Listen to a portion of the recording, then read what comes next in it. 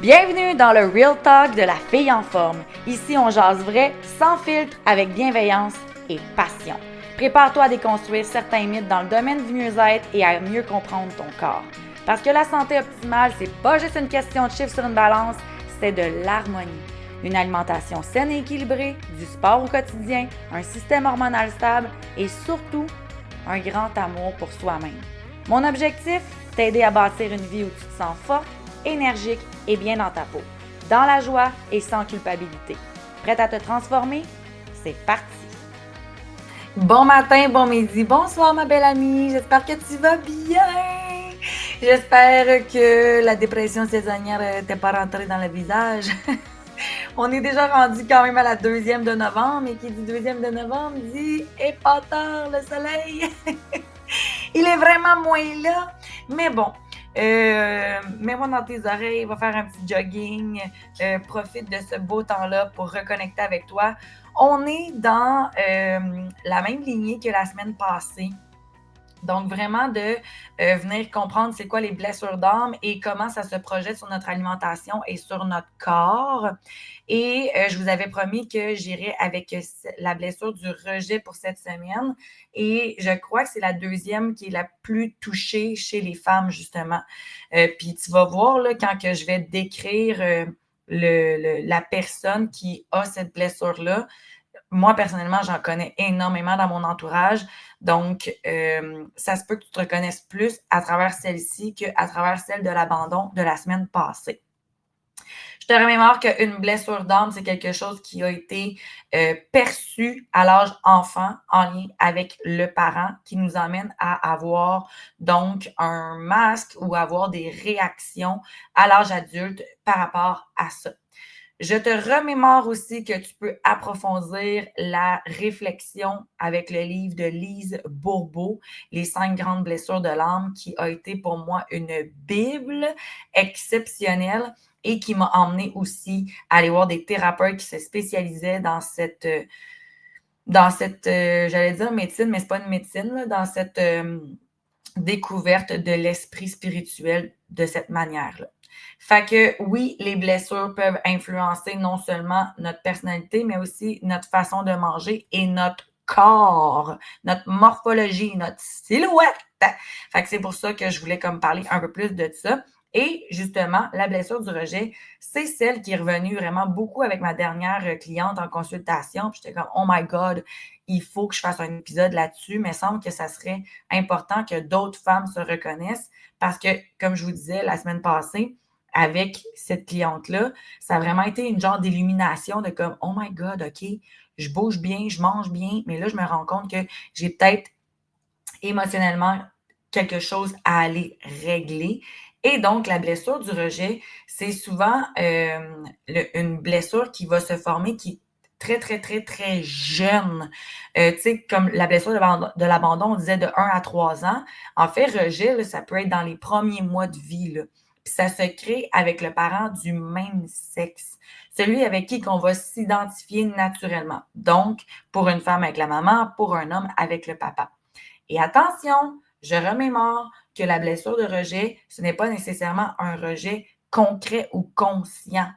Des fois, ça peut être une maman qui était très stressée, absente, fatiguée, ou qu'elle vit elle-même une blessure, qu'elle ne sait pas comment la gérer. Et donc, l'enfant se sent rejeté. C'est souvent l'enfant qui va se sentir qui dérange. Je ne suis pas désiré. Je ne mérite pas d'avoir ma place.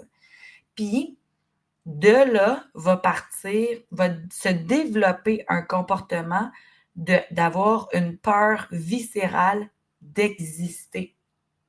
Et c'est la peur qui va donc plus tard venir connoter un peu ta manière de parler, de te nourrir, de bouger et de te regarder. Le masque de la blessure qui vit du rejet, c'est le fuyant. Et là, attention, ce qui s'en vient, c'est amazing. Ce qu'on veut faire là, quand on vit une blessure, c'est qu'on ne veut jamais, jamais, jamais revivre cette blessure-là. C'est viscéral, ça fait mal. Comme quand je me sens abandonnée, là, ça me fait mal dans les entrailles, là, tu comprends? Donc, la personne qui vit du rejet ne veut pas se sentir rejetée. Alors, qu'est-ce qu'elle va faire? C'est qu'elle va se rejeter elle-même avant de se sentir rejetée. Et c'est donc quelqu'un qui va souvent s'effacer, qui va fuir les émotions, les conflits, la confrontation, qui va même parfois fuir le plaisir. Parce que n'importe quelle situation de groupe peut l'emmener à se sentir confronté à ça se peut que je me sente rejetée, je vais me rejeter moi-même. Dans le quotidien, là, la personne qui a vécu du rejet, c'est souvent la personne qui s'excuse pour tout. C'est souvent celle qui cherche à être parfaite à l'extrême, là, genre la perfectionniste 101. Là. C'est la personne qui a de la difficulté à recevoir des compliments. C'est la personne qui préfère de loin être seule.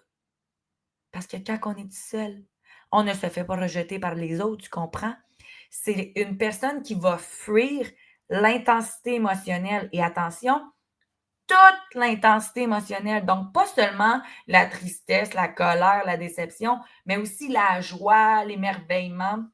Donc, c'est quelqu'un qui est souvent dans une grosse structure hyper rigide de contrôle, de restriction. C'est quelqu'un qui va beaucoup s'oublier, tu sais, qui se laisse tomber un peu plus. Là.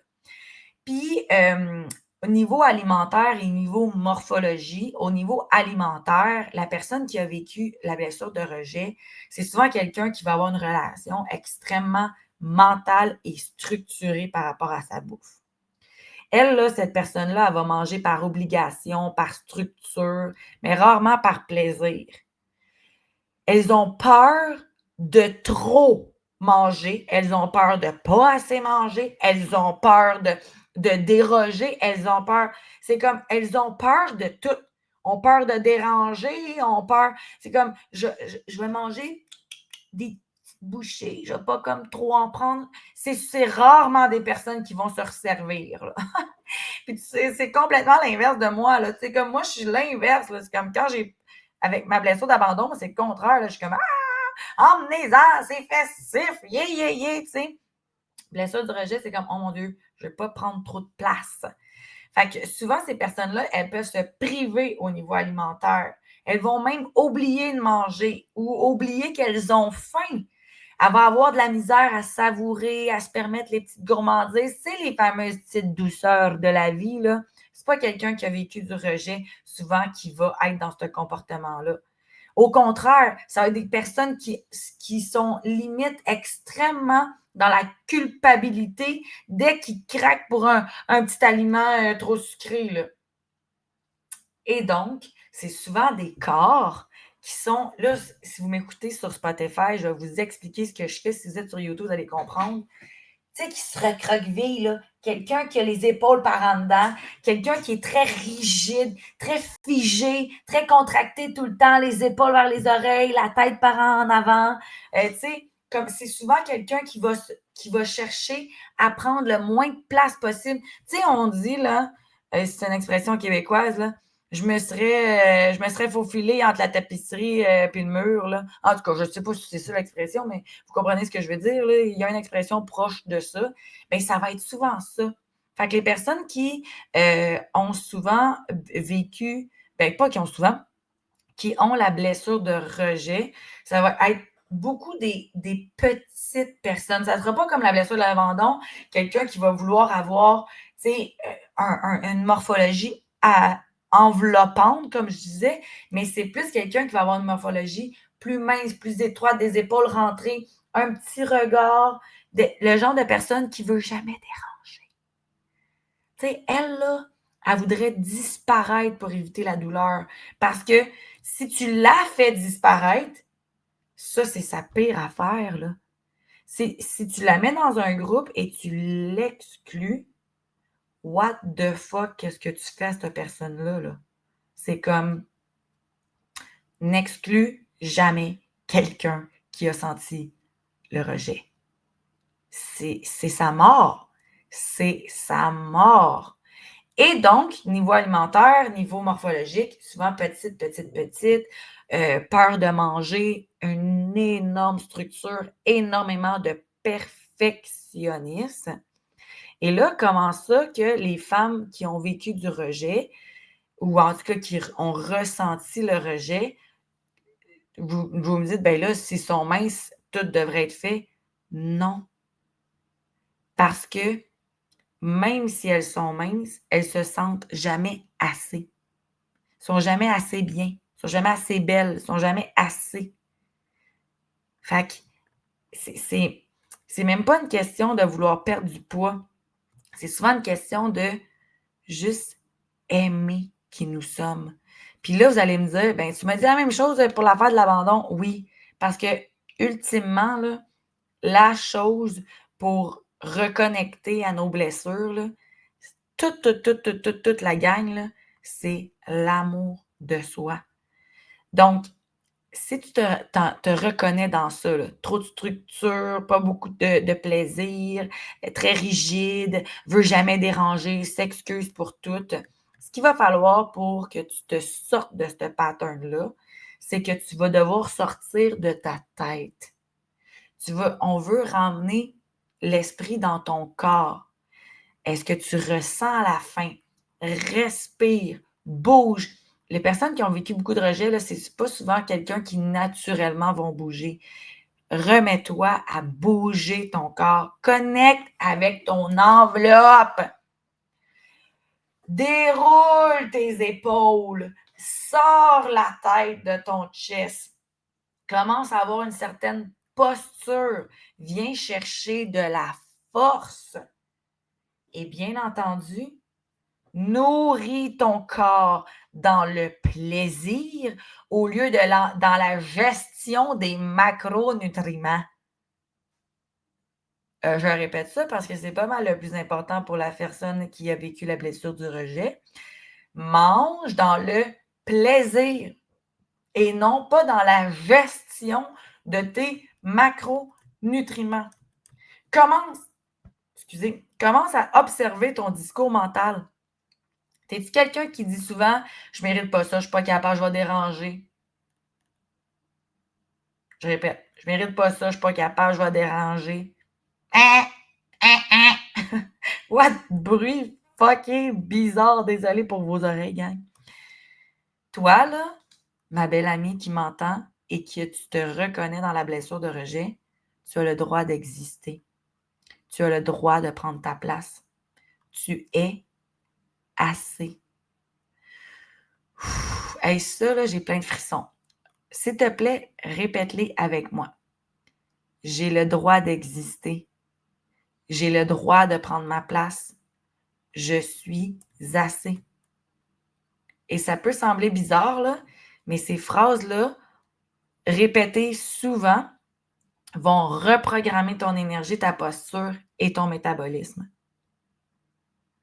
Si tu crois ça, bien sûr, moi j'y crois. Full! OK? Fait que blessure de rejet, comment que tu peux être vu? Comment que tu peux te permettre d'être vu dans une situation qui pourrait te sembler un peu anxiogène, là? Comment que tu peux reprendre ta place? Comment que tu peux peut-être exprimer tes opinions? Et niveau alimentaire, comment que tu peux te permettre d'être dans le plaisir, la reconnexion, de sentir que tu manges non pas parce qu'il faut ou tu manges pas parce qu'il faut pas, mais que tu es dans le je mange parce que je me nourris, c'est bon, c'est festif. OK? La blessure du rejet, c'est la peur d'exister. Mais là, je te confirme que tu as le droit d'exister. OK? Ton corps n'a pas besoin d'être plus mince, plus petit, plus grand, plus ci, plus ça. Tu as juste besoin d'être toi et de t'écouter et bien entendu, de t'aimer. Et si c'est quelque chose qui peut t'intéresser de justement, OK, comment que je fais ça, commencer à m'aimer, mais là, j'ai deux choses pour toi. De un, tu peux déjà précommander mon livre avec les lotus que j'ai écrit sur l'estime de soi, qui, je crois, est très puissant. On est 20 femmes en co-création qui ont écrit ce livre-là sur justement nos histoires de confiance et d'estime de soi. Je pense que ça pourrait être vraiment intéressant que tu te le procures. Le lancement est en mars, mais tu peux te le procurer déjà dès maintenant avec en gratuité, dans le fond, pour te faire attendre. Tu vas avoir mon e-book des 12 étapes pour bâtir une confiance en soi. Et numéro 2, définitivement, t'inscrire à mon événement de renaître qui a été un énorme succès l'année passée, que je refais sous une autre petite version, juste un petit peu plus personnalisée, plus personnelle, pour le 24 novembre. Donc, je t'attends, bien entendu, le 24 novembre prochain à 20h pour l'événement Renaître, qui est complètement gratuit, by the way, où est-ce qu'on va vraiment entrer en profondeur sur l'amour de soi par rapport à l'alimentation. Et je t'invite à te procurer mon livre. Bien entendu que tu vas recevoir en mars ou que tu vas simplement recevoir déjà le e-book des 12 étapes pour avoir confiance en soi. Je te souhaite une magnifique journée. J'ai hâte de te revoir la semaine prochaine. Et s'il y a quoi que ce soit, s'il te plaît, viens m'écrire sur Facebook, Instagram, YouTube et prends le temps, s'il te plaît, de noter cet épisode, surtout si c'était toi. Comme qu'est-ce que ça t'a appris, cet épisode-là?